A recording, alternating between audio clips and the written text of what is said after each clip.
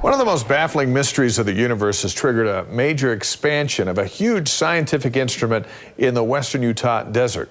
Researchers hope it'll zero in on a possibly violent force in the cosmos. It might also explain, finally, an astounding observation 25 years ago. A tiny proton so powerful it stunned scientists for years. Science and nature specialist John Hollenhorst has the amazing story from Millard County.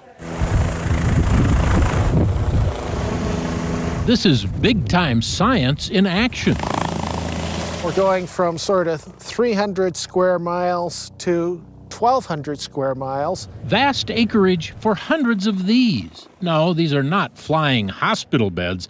These are particle detectors, each about the size of a pool table. They're placed all over the landscape to catch showers of subatomic particles raining down from the sky. There's a cosmic ray track right there.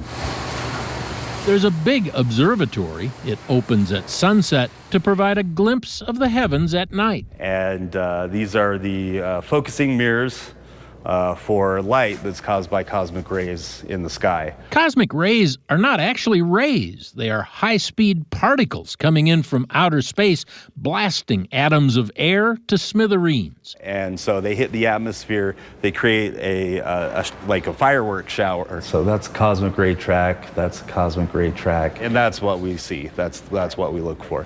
That's what makes the light. Cosmic rays are hitting our atmosphere by the billions all the time. No big deal, except every now and then scientists spot a truly astounding particle packing incredibly high energy. Well, we'd like to be able to figure out where they're coming from and how they get their energy.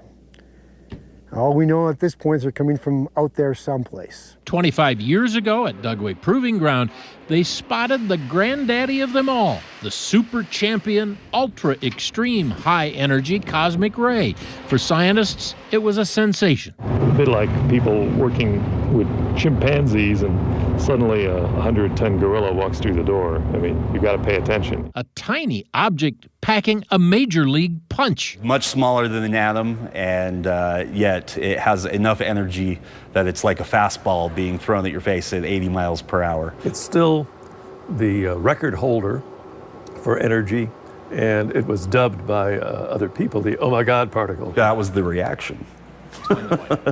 Well, it was never seen before, you know, the "oh my God." Since that incredible observation a quarter century ago, they've detected about 70 more ultra-high energy cosmic rays, but none of them as powerful as the "oh my God" particle.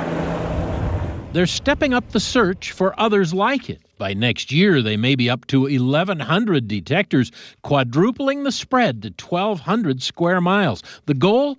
To see more ultra-high energy cosmic rays. Instead of 100 in 7 years, we'll be able to see it probably about 500 events in the next few years. So we should be able to really nail down what it is we're looking at. 3 years ago, they identified a hot spot in the heavens near the Big Dipper.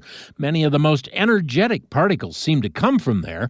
Is there some violent cataclysmic process out there hurling particles at us with awesome energy? So when you look into that region of the sky and you tell astronomers that this is the place, they shrug and they say, well, there's nothing particular there. So that's the big mystery. Where is this unknown energy source? And what is it? No one can say if the answer will improve our lives. Until you discover something, you don't know where it leads. When electricity was discovered, it was a novelty, a toy, a magic trick.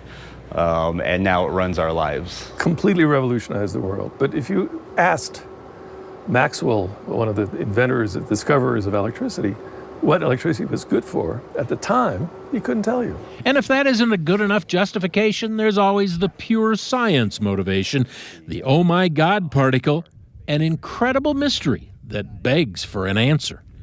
John Hollenhorst, KSL 5 News, near Delta, Utah. John, thank you. The research involves about 130 scientists from universities around the world, including the University of Utah. The price tag eventually will be well over $50 million, with the bulk of the money coming from the governments of Japan and the United States. Dan, back